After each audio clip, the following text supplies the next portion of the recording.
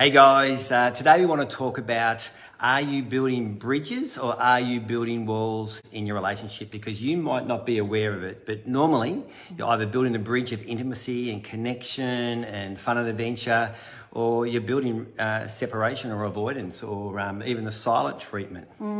Yes, the silent treatment. Like we had this poll that we did on Facebook, on our private group, and we asked, what does your wall look like? So you got to think about what a wall is. A wall is a protective mechanism that we use to keep our heart safe, to keep us safe, you know, and it's something that we, Put it up, you know, and it could be we keep put that up from when we were kids and all kinds of things, hey? Yeah, and so we did this poll, and it said that most people do the silent treatment, like out of all 31% of people, when it said what walls do you put up in your relationship, 31% of people said they go into the silent treatment. Now, why do you reckon that is, Fee? Well, I think it's just the easiest one, isn't it? There's probably a whole lot of other things they do in the process, but they shut down, they lock their partner out of their world. And I mean, we can do that in life, right? We're too scared to open up to people, so we live caged lives because we're scared they'll hurt us, we'll get rejected, or in whatever way, actually.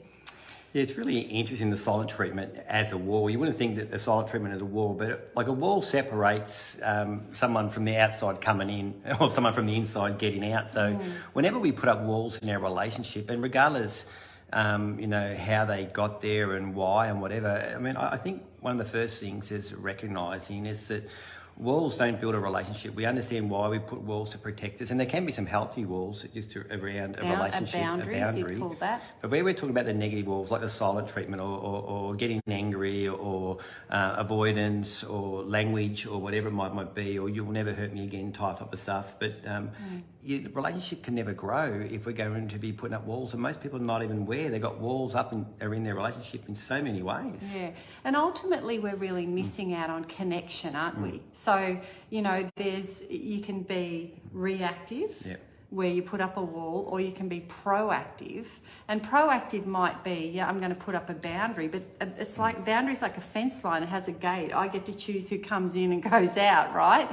But a wall is like a prison. We put up a prison, and a lot of times we actually you know, those things start out from a very young age. You think about when you're young, you know, you might be 7 years old and you've got an aggressive father or controlling mother, and, you know, that comes at you. And so you learn to put up a wall, go to your room, shut down, isolate, do whatever to protect yourself at that age. And that might work then, you know, it's your safety then, which is true, very true, yeah. But it's not working for you now. So we've got to learn how to be proactive and build bridges. Yeah. So first thing, guys, you know, you got to become aware. The walls can be so unhealthy.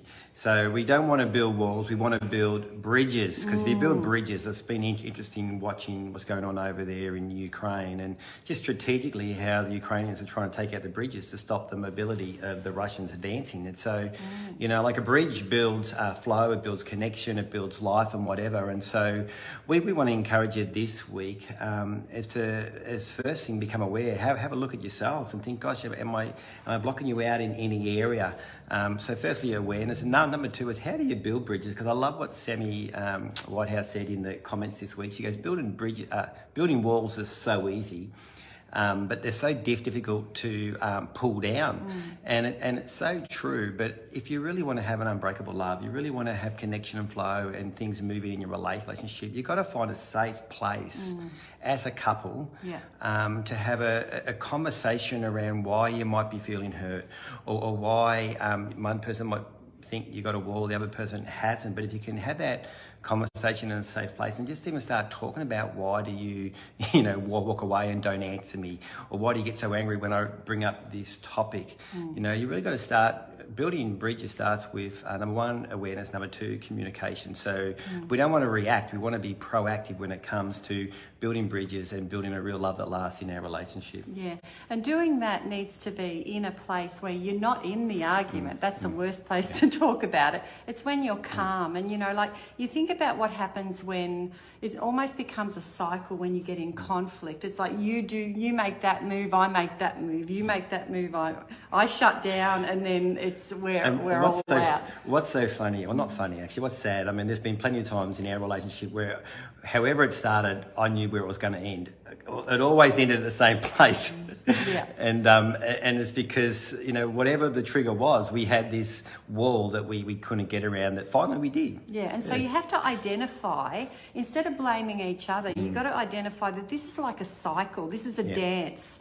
This is a system in our relationship. So if you can look at it like that, like this is a system or a dance, then it's not as personal. You can say, well, what do we need to do to put a kink in this or a shift in that so that it upends the whole thing? And so it really is having those conversations, like you said. Yeah. So guys, we want you to not be reactive and build walls in your relationship, but to become aware and start to build bridges and get proactive in finding a safe place where you can communicate around some of the reactions that might be considered bridges in your relationship. So we believe that you can have an unbreakable love. We've got a Spark app coming out.